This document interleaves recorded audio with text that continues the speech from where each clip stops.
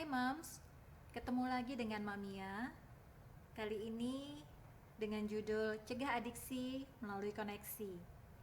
Ya, dari judulnya kita sudah tahu ya, bahwa tema yang akan diangkat kali ini masih berkaitan dengan kondisi COVID, di mana anak-anak kita terpapar dengan banyak layar gadget maupun layar televisi.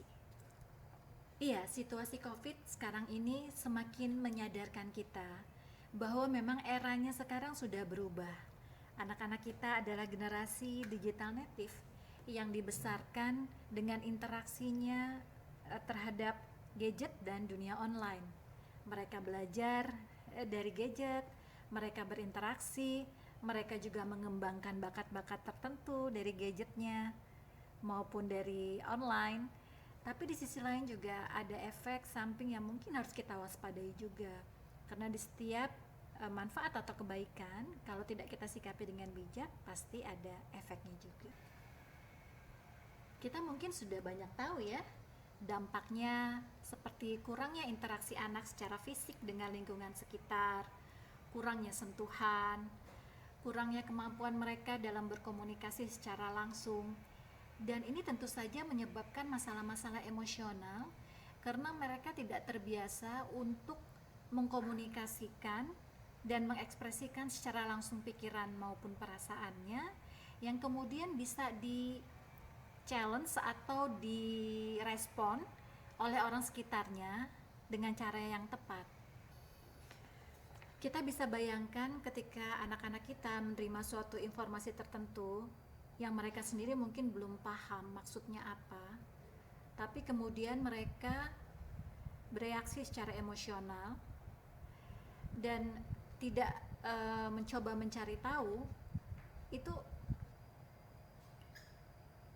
bisa menyebabkan mereka jadi overthinking misalnya ya, karena mengambil kesimpulan atas suatu informasi dengan cara yang tidak tepat gitu, tanpa memberi kesempatan untuk men-challenge apakah pikirannya itu atau kesimpulannya itu benar atau tidak. Nah, kalau kemudian itu mereka pegang, mereka hayati, pasti akan mempengaruhi emosi mereka juga. Akibatnya bisa macam-macam, mereka bisa jadi lebih agresi mungkin, bisa lebih reaktif, bahkan depresi, dan memicu masalah-masalah mental lainnya yang membuat kita sendiri jadi terkejut ya dengan efeknya. Kenapa kita jadi terkejut? Karena kita melihat mereka kan sepertinya anteng aja ya di depan gadget gitu kan, sepertinya belajar, menyimak sesuatu, menerima informasi, dan kita tidak tahu apa yang bermain di dalam pikirannya, apa yang sedang mereka resapi, mereka hayati tentang kehidupannya dari informasi yang mereka terima. Dan kemudian itu bereaksi terhadap emosinya, dan kemudian ujung-ujungnya manifest dalam bentuk perilaku tertentu. Nah, disinilah kita biasanya baru terkejut, kok jadi begini ya, kok jadi begitu ya, padahal dia kayaknya anteng aja, biasanya dia anak yang baik gitu ya, tidak bermasalah gitu, ini apa masalahnya. Lalu kita kemudian menyalahkan si gadget tadi atau informasi yang mereka terima, padahal bukan salah gadgetnya loh. Saya yakin semua moms ini sudah tahu kan efek atau dampak negatif dari terpapar gadget yang terlalu lama. Nah, sekarang yang paling penting kita waspadai adalah bagaimana respon kita ketika menghadapi kenyataan bahwa mulai terjadi perubahan perilaku pada anak yang mungkin tidak sesuai dengan keinginan kita. Nah, akibat ketakutan atau kecemasan yang berlebihan terhadap dampak negatif ini kadang-kadang bikin ibu-ibu juga jadi mudah marah, jadi bertindak secara reaktif ketika melihat anaknya terpapar dengan gadget gitu ya, atau ketika melihat anaknya mulai uring-uringan gitu, terus kemudian kita menuduh dia sudah terlalu sering gadgetan sih kamunya, jadinya marah-marah terus tuh, uring-uringan, dikasih tahu bukannya nurut malah membantah, tugas-tugasnya terbengkalai, konsentrasi kamu jadi menurun dan sebagainya. Nah, kalau reaksi kita seperti itu, kira-kira anak akan merespon dengan cara apa? Apakah mereka akan nurut? Iya, Mami, aku akan mengurangi kebiasaan-kebiasaanku yang tidak baik dan akan mengikuti saran Mami. Apakah kira-kira anak akan menjawab seperti itu? Impossible sekali nampaknya, bukankah demikian, Mami? Iya, kalau anak sudah mulai bereaksi negatif, seperti misalnya ketika diambil gadgetnya langsung teriak-teriak, ah mami sebentar lagi, aku kan belum selesai, ini tanggung mainnya mami, gimana ini nanti kalau aku nggak bisa sama temenku, nanti aku dimarahin mami, gimana mami ini nanti aku nggak bisa main lagi dengan temenku, mami padahal tinggal levelnya sedikit lagi.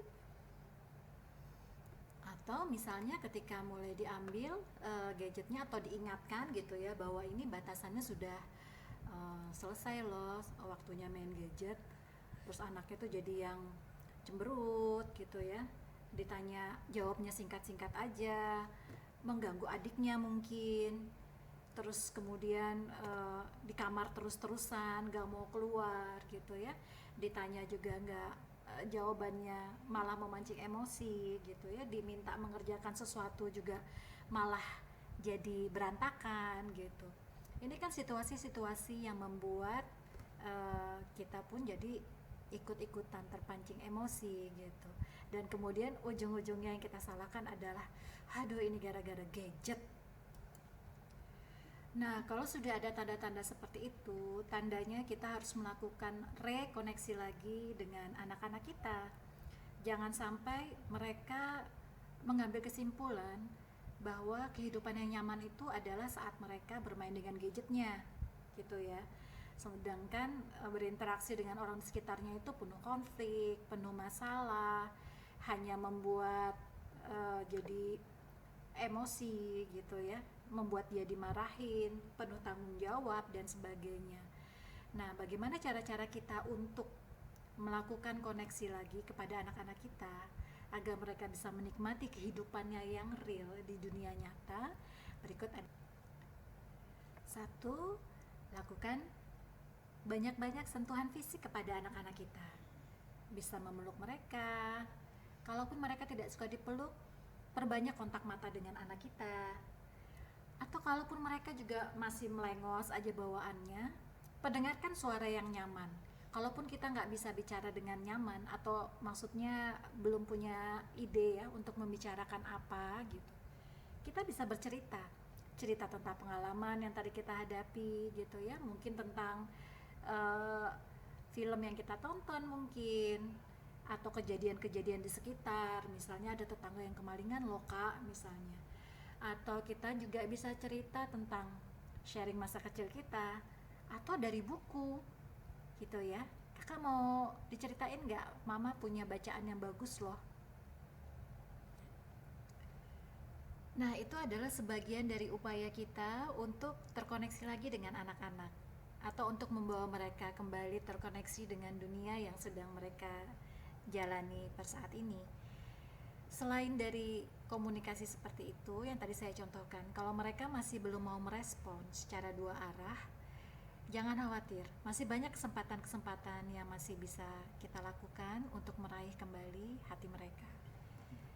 Pastinya banyak ya ide-ide lain yang bisa kita lakukan untuk meraih kembali perhatian anak gitu ya, agar kita bisa kembali terkoneksi dengan anak, tidak hanya dari komunikasi atau pembicaraan yang terkait dengan verbal, tapi juga dengan memvalidasi emosi yang sedang mereka rasakan dengan tidak buru-buru menghakimi mungkin ya, atau memarahi mereka gitu ya, atau cepat-cepat mengkoreksi. Intinya kita berusaha dulu terkoneksi dengan anak. Ketika mereka sudah merasa terkoneksi dengan kita, merasa satu frekuensi, maka anak akan lebih mudah untuk diajak bekerja sama dan dialihkan dari kegiatan-kegiatan lain yang mungkin bisa memberi dampak negatif. Oke, moms, sampai di sini dulu ya kajian parenting animation kita yang kedua. Semoga membawa manfaat dan bisa diterapkan dalam interaksi kita sehari-hari bersama anak-anak. Salam manis untuk semua buah hatinya. Semoga kita semua dimudahkan dalam menemani anak-anak tumbuh untuk menjadi putra-putra terbaik. Amin ya rabbal alamin. Assalamualaikum.